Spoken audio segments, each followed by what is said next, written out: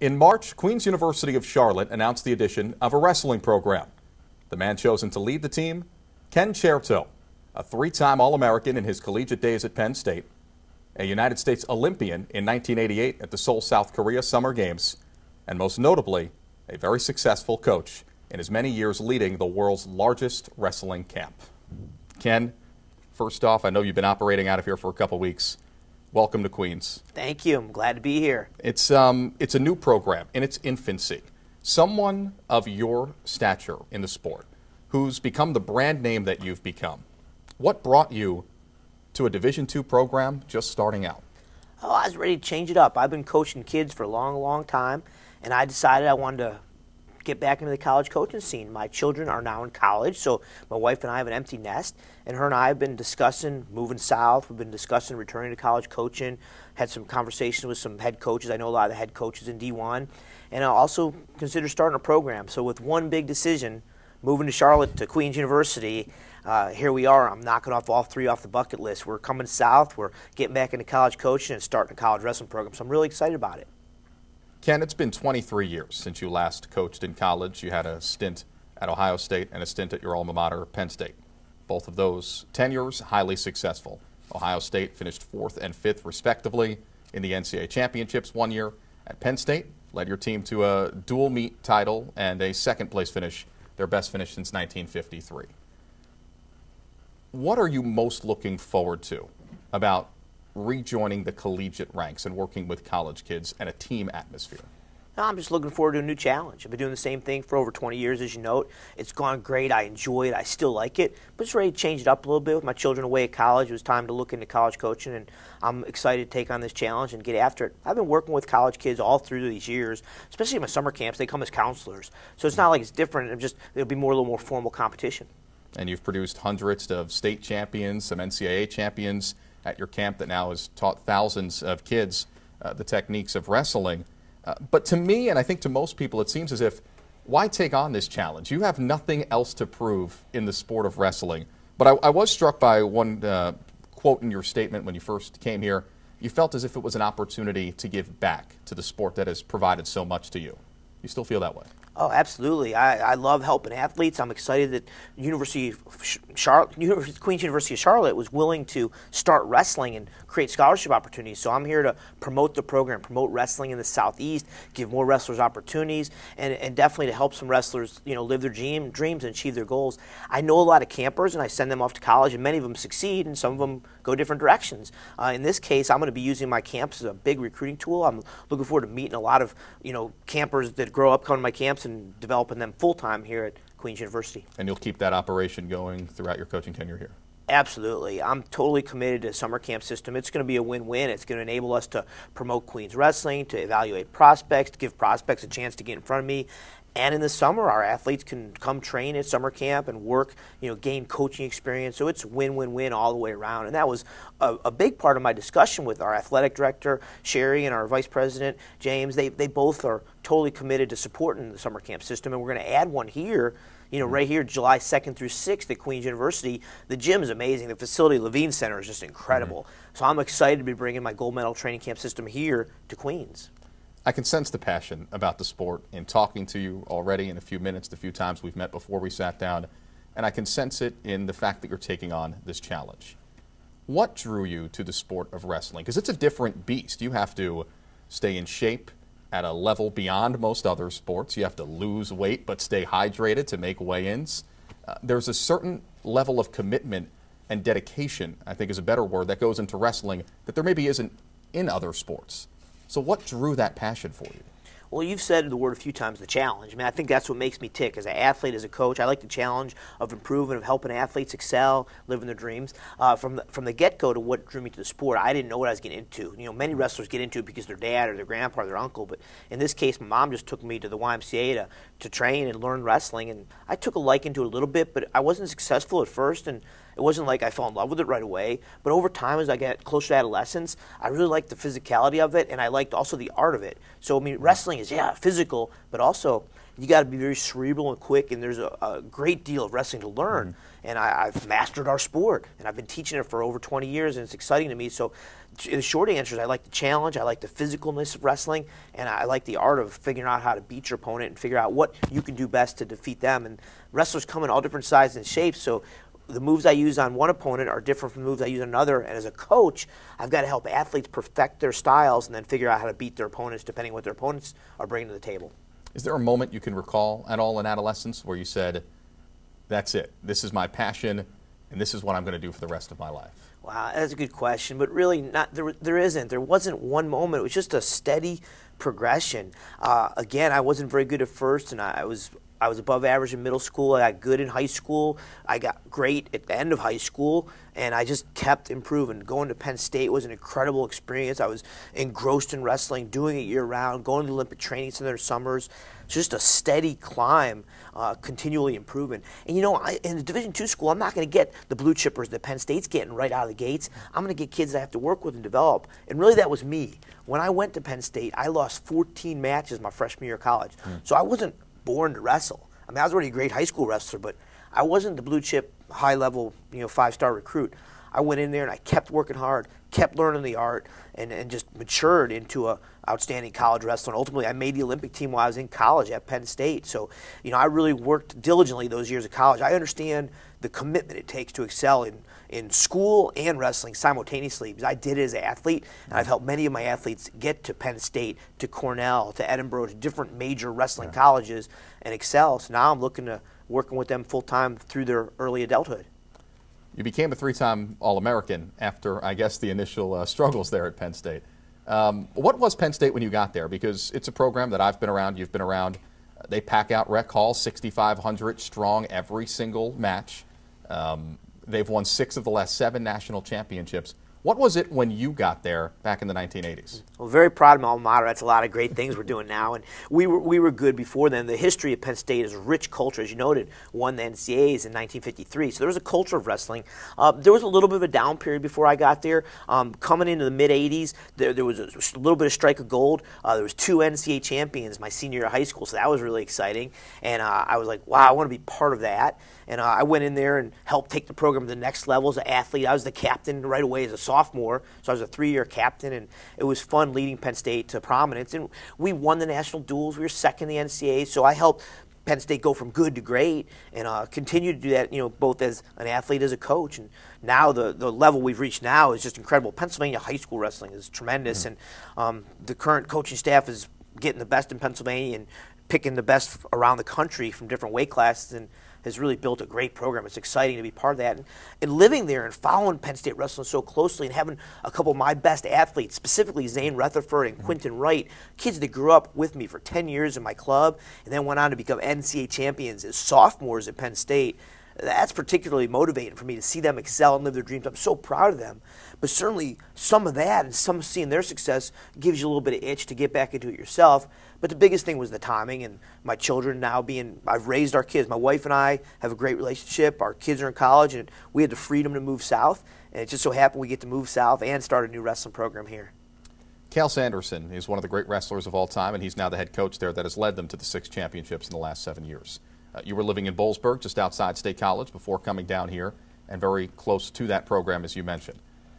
What, if any, can you draw from them, or from Cal specifically, about being a head coach of the college level here now in Charlotte? Because, again, 23 years away from coaching collegiately, and you've kind of been working individually. Recruit clean-cut, hard-working, smart young men that are passionate about wrestling, that want to be part of that culture, that aren't going to college to get wrapped up in the party scene and get in trouble. And you got to be focused on your school and your wrestling.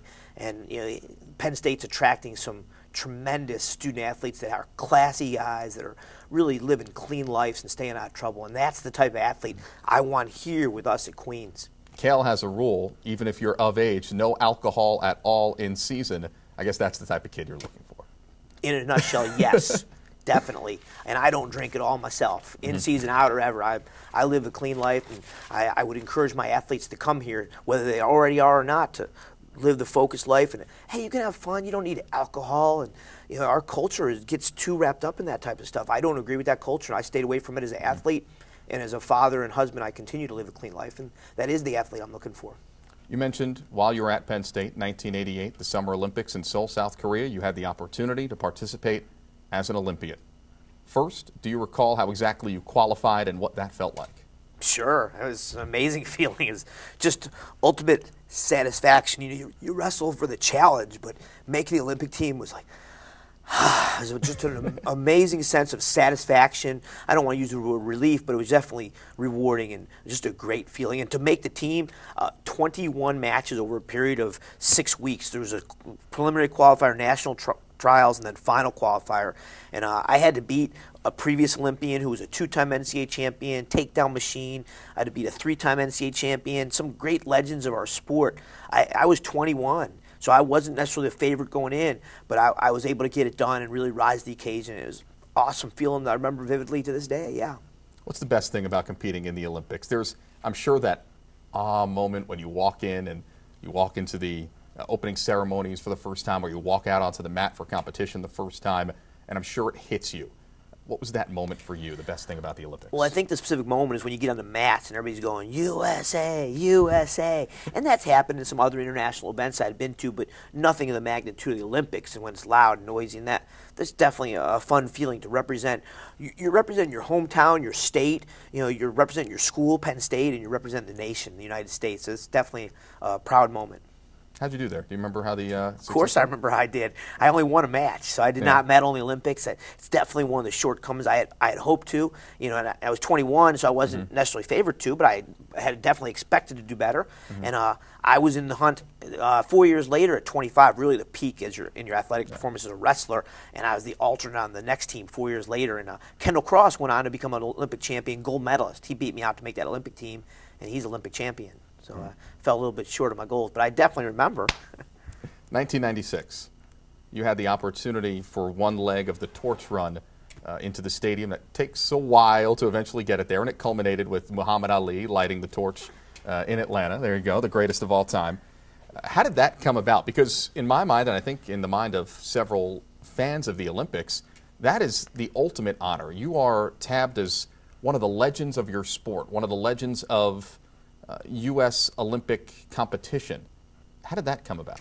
Well, I'm a leader as a coach. So I was a good competitor, but I was also a leader as a coach, good role model. And when USA Wrestling was asked to select some wrestlers to participate in the Olympic torch relay, and I got tabbed as one of those choices, so it was a great honor. The city I was in, Columbus, home of Ohio State, I spent 3 years coaching there, and I really enjoyed that career there, and it went great. And the torch was coming through Columbus, so I got to carry the Olympic flame, pass the flame along to the next guy, and head down to Atlanta, where Muhammad Ali lit it. Ironically, I grew up in elementary school. I followed boxing, Muhammad Ali, Sugar Ray Leonard, Marvin Hagler, some other great fighters, and I'd shadow boxes before I knew anything about wrestling.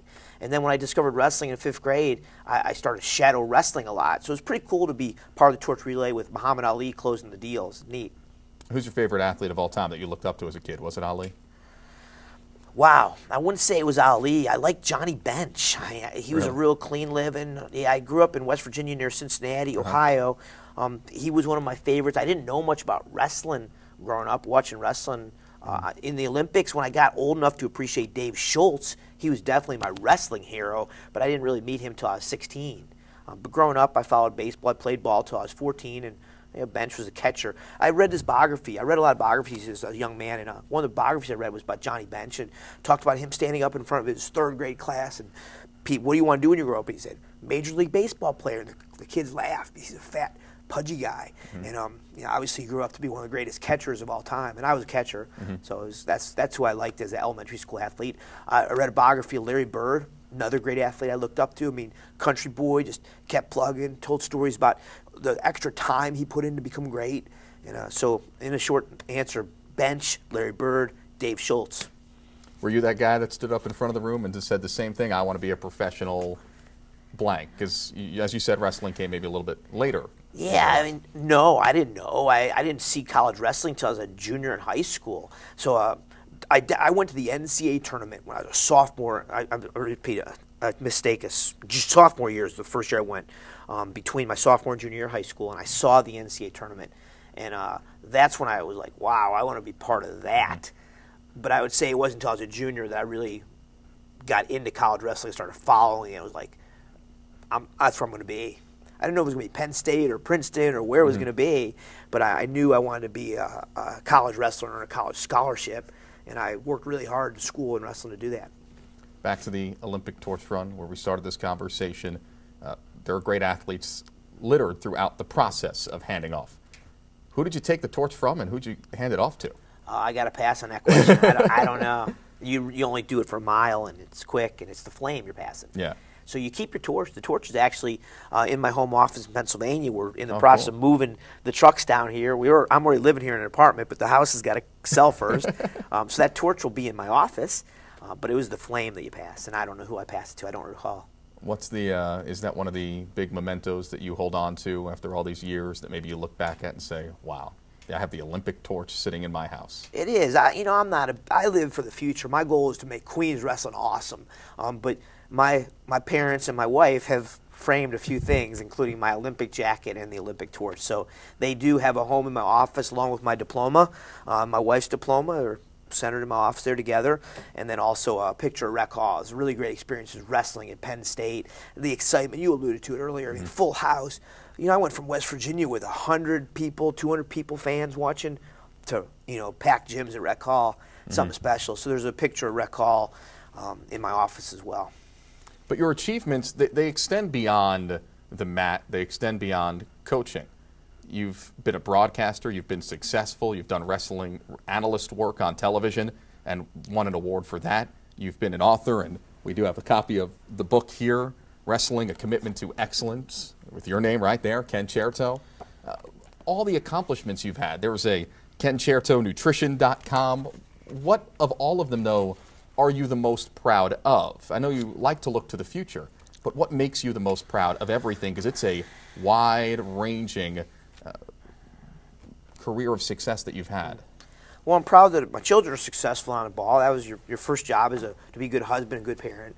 I'm proud of the accomplishments of many of my wrestlers, both on and off the mats. I mean, we got doctors and lawyers and businessmen successful in life.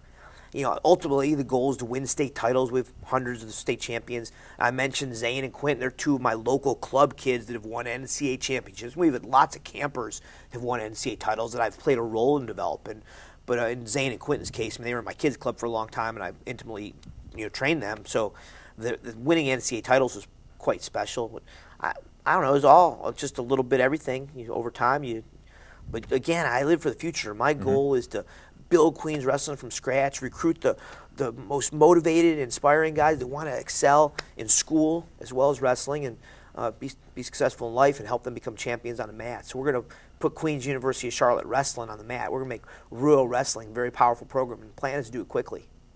With that in mind, what is your mantra for the program? What's your slogan that you would like to see your athletes and your team embody as you embark upon this future here at Queens? Well, that's a great question. You kind of held up the answer in showing my book. I mean, commitment to excellence. And when I think commitment to excellence, so there's dedicated guys. A lot of guys are dedicated during the season and sometimes beyond. But commitment to me means year-round dedication. It means commitment to all aspects of your life. Commitment to living a clean life, living a focused life, staying out of trouble, and commitment to year-round training. And then excellence, that doesn't mean just being good. It means being great, to excel, to be the best you can be. So the answer to your question is commitment to excellence. Queens Wrestling, commitment to excellence. Sounds good. Ken, appreciate you taking a few minutes. All the best of luck. We'll be watching you. Good luck with the program. Thank you.